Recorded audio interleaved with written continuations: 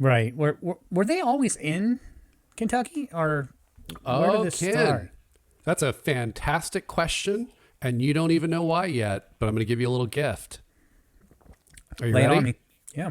Michter's was originally started in the great state of Pennsylvania. Was it really?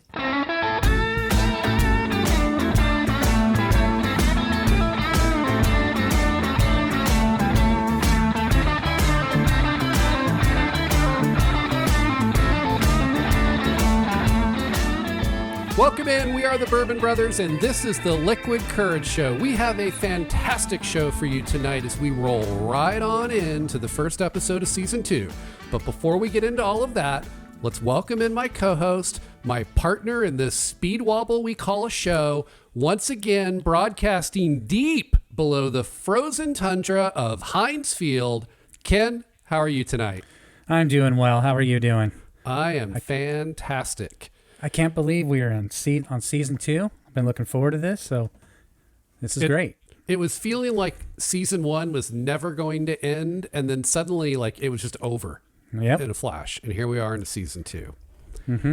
Now, I'm pretty sure I know the answer to this, but let me ask you a question. Which are you more excited for? The bourbon we have lined up for tonight, or kicking off season 2? I'm probably going to say the bourbon.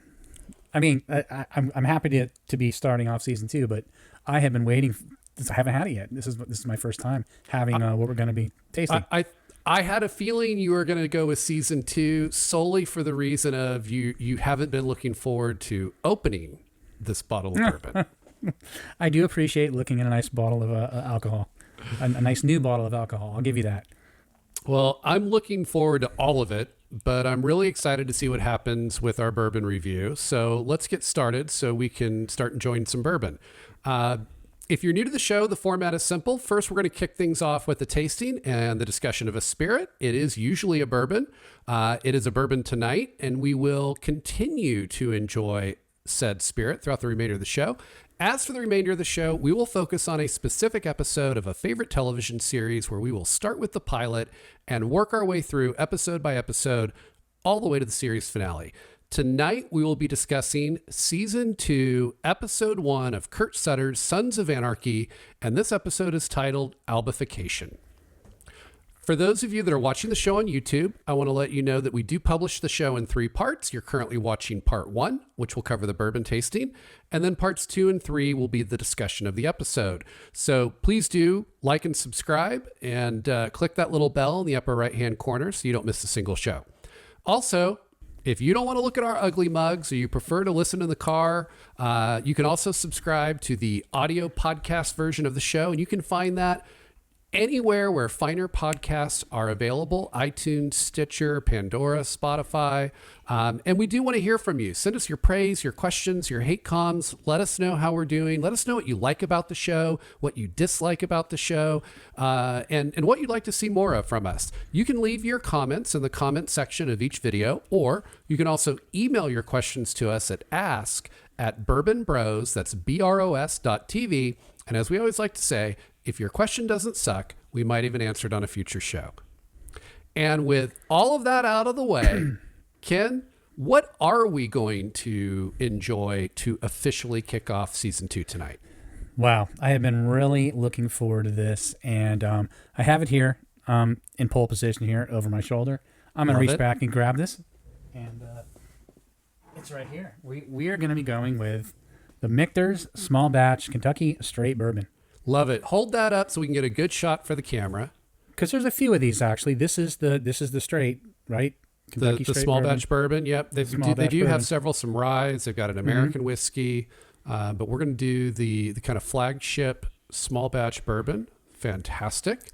If you want to work on what I know you've been dreading, which is opening the bottle, I'll give a quick download on the key facts and figures. So this is the Michter's US 1 Kentucky Straight Bourbon.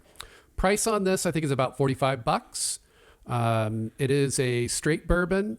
It is out of Kentucky Bourbon Distillers, which is part of Chatham Imports.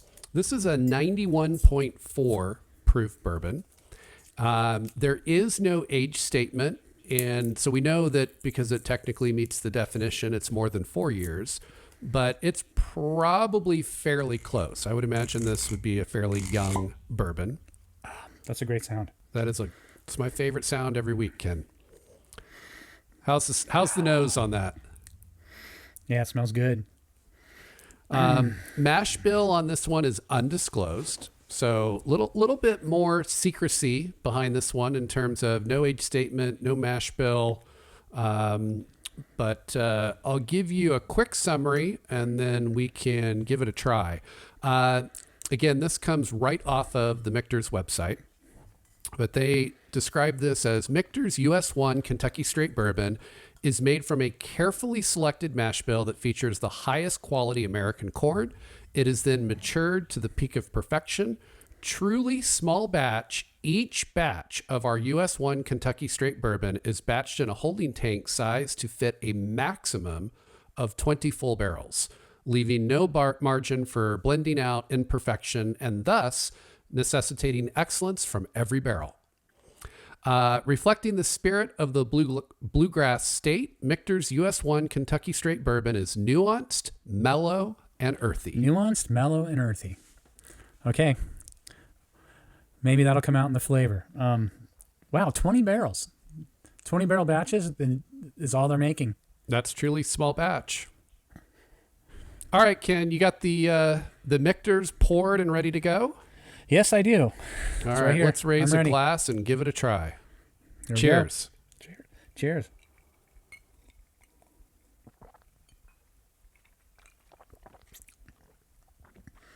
Wow. I'm just going to go in for another taste. That's really complex. It's got everything. That deep oak barrel, the burn, the flavor's great. Yeah, that's a bourbon. Wow. Now, yeah, it burns clean, Ken. Yes, it does. It burns clean. So it's interesting because this is a 91.4 proof, so it's not overly high, but I definitely get a little more heat on this, and I would imagine that's likely from it being a little more of a younger bourbon in terms of age, but there's definitely a lot of flavor here. And as you said, I think complex is, you hit the nail on the head. I'm getting a lot of nuance in the flavor. Do you get mellow and earthy there anywhere? Do you catch that? I don't know that I do. I don't know about mellow and earthy. No, I get a strong note of smoke on this. It's very kind of in your face in a good way. Mm-hmm. Like I said, I get a lot of heat. It's interesting though, because we can't really compare this to other mash bills. No, you're flying a little more blind here. To me, it tastes like, although this isn't classified as a rye, it feels like there's more rye in this mash bill. You don't get quite the sweetness on this one. There's more spice. I could see that. And I tend to find that I pick up more spice if it has a heavier rye content. So I wish I knew what the mash bill was. Well, great job. Well, tell us a little bit about it. Are you going to get into some history and fun facts? Yeah, so I've got some interesting fun facts here. And some of this is readily available on the website. Some of it I had to do a little bit of digging for, but all of it I found to be interesting. First of all, their motto, which I love, is "Cost be damned." Nice. So they're saying they're not trying to skimp and just pull as much profit. That for them, it's about making the best whiskey they can make, and they're willing to pay more to do it. And there were kind of 5 areas that they really focused on in terms of, what they felt was really important in what makes a great bourbon and kind of how they differentiate themselves. One is the cuprig, the wood and barrels that they use. They specify wood that has been thoroughly and properly dried, sometimes for as long as 4 years, in order to make sure that they've got the best possible barrel that they can char and store their bourbon in. Okay. Also, the toasting and charring. So what they'll do is basically toast the barrel before they char it.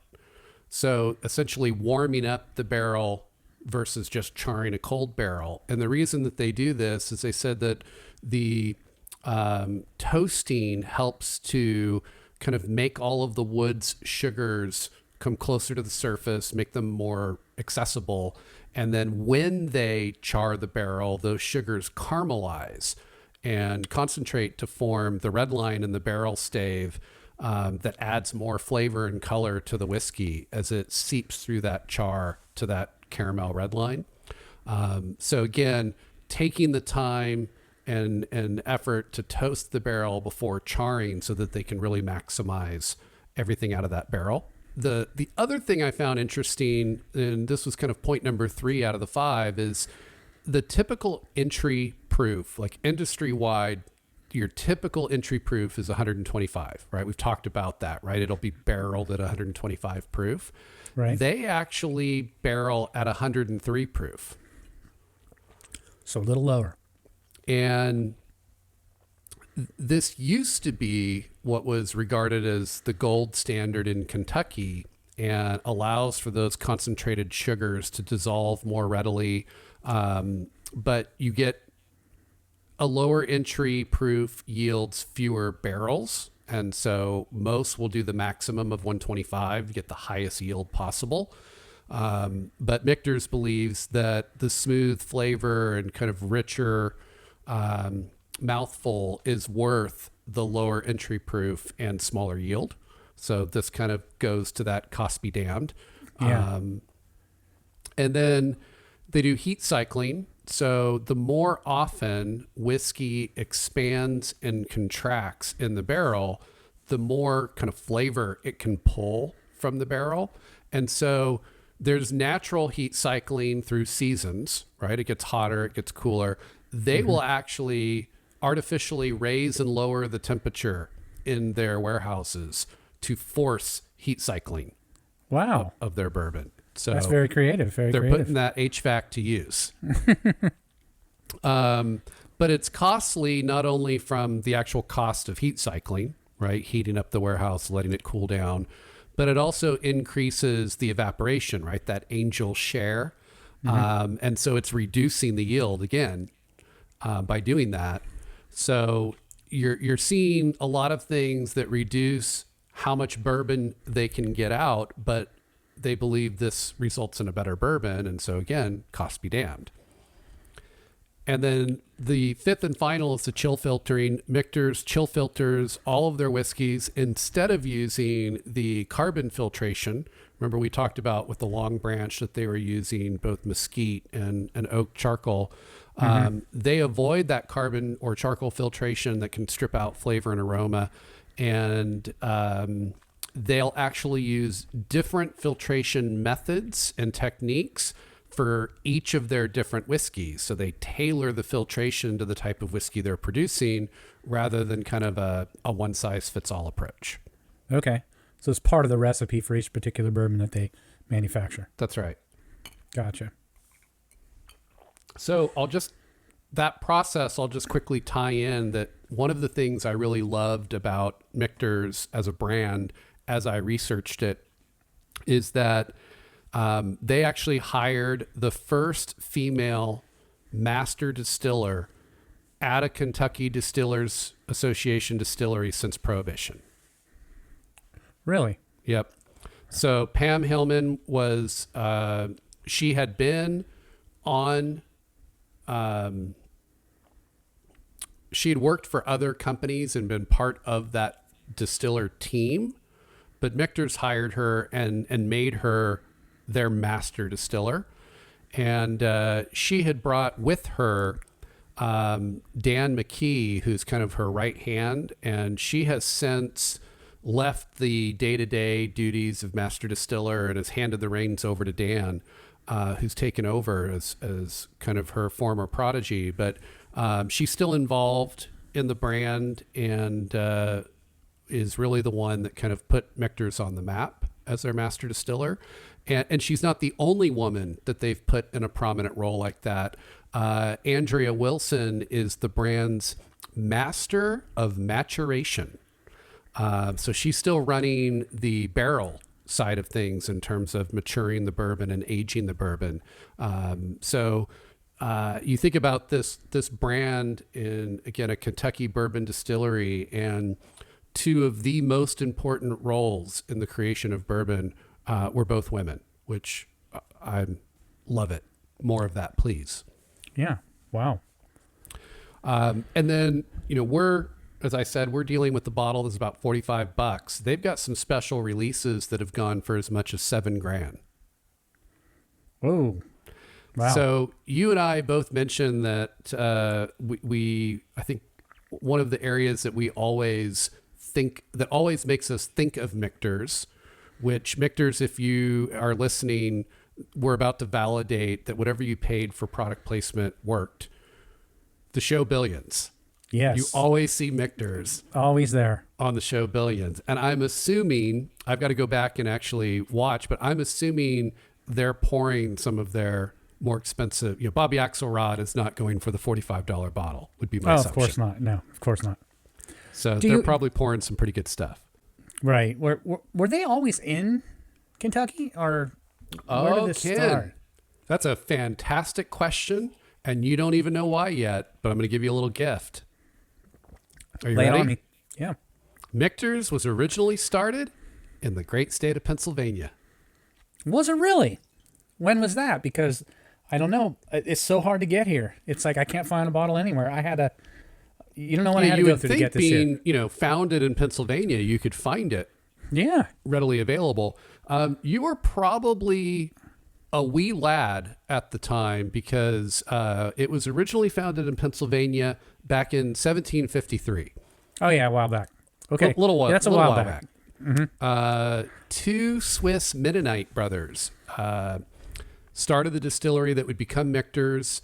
They produced one of the earliest local American whiskeys with rye from its own grain fields in Schaefferstown.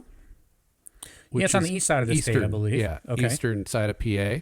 And that's interesting that I wonder if I thought this tasted like it had a little bit of a higher rye in its mash bill. And I wonder if it does, and it's kind of a nod back to the original Schenck brothers that started this with rye. Could be. Another kind of interesting folklore history. George Washington is rumored to have purchased whiskey from the Schenck brothers in the winter of 1778 to warm up his troops stationed at Valley Forge. Wow. Yeah, that's going way back. Right? Like that's some history. And yeah, there's some history there. And look, we're fans of Michter's, the brand. We love that we see it on Billions. We love that they have the attitude of cost be damned. And this is not in any way meant to be a knock against Michter's, but just in the spirit of transparency, I do want to say that the people who founded Michter's, that is making the bourbon we're drinking today, bought the rights to Michter's as a lapsed trademark. So the current brand doesn't actually have any ties to that original distillery from back in 1753. They weren't the ones that provided the whiskey to George Washington and his troops. They've basically, that brand expired in the trademark patent office, and they've now bought the rights to it and have revived the brand. Oh, okay. So do we know where the name came from? Another great question, and actually I do. It is a made-up word. So if you're sitting there going, someone's name, it's not someone's name. Yeah, like when I heard it was from PA, the first thing I thought is this like a little town in PA that I've not heard of? It was created by Lewis Foreman, who co-owned the distillery that was still in Pennsylvania at the time back in the 1950s. So Okay. it had changed hands. Obviously, the Shank brothers weren't still around in the 50s after founding it in the 1700s. So Lewis Foreman co-owned it. He co-owned it with Charles Everett Beam. You might recognize the last name Beam. And yes, it is that Beam, part of the Jim Beam family. And Foreman named their first pot still sour mash whiskey Michter's as after his two sons, one named Michael and one named Peter. Michter. And he combined those two names to create the made-up word Michter's. Wow. Great homework there. Pretty interesting. Yeah, pretty interesting. Yeah, I had wondered about the name, but that's a great explanation. So now that you've had a little bit of time with the Michters, what are your thoughts? I'm a huge fan. I'm a big fan. This is definitely way up there on my list of favorites. Really? Okay. Yeah. I thought maybe you? because it wasn't as sweet as some of the other bourbons that you wouldn't like it as much. No, its profile makes up for it in other ways. And I will say that and this is common with, I think, a lot of whiskeys, but as I've enjoyed it a little more, and I've given my palate a little bit of time to adjust, the burn is coming down. And the flavor is coming up, including the natural sugars that are in there. I wouldn't consider this a sweet bourbon. Right. But I'm getting a little bit more of the sweeter notes as that burn comes down. Yeah. And with bourbons like this, you tend to get an initial burn on first drink, and then the second drink it burns less, and then by the third drink it generally kind of goes away. We've had some where I didn't get any burn hardly at all from the first sip. Yeah. We did the Elijah Craig where it didn't matter how many sips, that burn just stayed right in your face the whole time. Yep. This is more fitting into what I would call that traditional experience, where you get that initial burn and then it subsides pretty quickly. By the third drink, I'm not even noticing it. Yeah, I'd agree. And I think, even out, they're killing it with marketing. I mean, they're everywhere. You see it. Product placement is well done. But even if that wasn't in play here, I still think I would feel the same way about this. Yeah. It makes me want to try it with some other things that we really liked on previous shows. But I will say, if you think of the flavor profile as being a spectrum, the spectrum is very wide on this. Oh, yeah. Uh-huh. Right? It's not one note at all. And some of the other bourbons that we've tried that we've actually enjoyed, I would say are more one note. Yeah. Yeah. This goes back to your initial comment. There's a lot of complexity here. Yeah. The first thing I noticed was how wide it was everywhere. So there you have it. I think it's a little bit on the younger side. And what it actually says to me is, this is what would be considered more of a budget bourbon for them, right? This is more their entry level. And to think about the flavor profile we're getting and the spectrum of flavor we're getting, it really makes me want to try some of their the $7,000 bottle. Well, yeah, I mean, if they would drop a couple of those bottles in the mail for us, that would be fantastic. But even just going into some of their ones that are more just obtainable special releases, hundreds of dollars, I bet you it would be an incredible experience. Yeah. All right. That's going to do it for part 1. Next, we're going to get into our discussion of Sons of Anarchy season 2.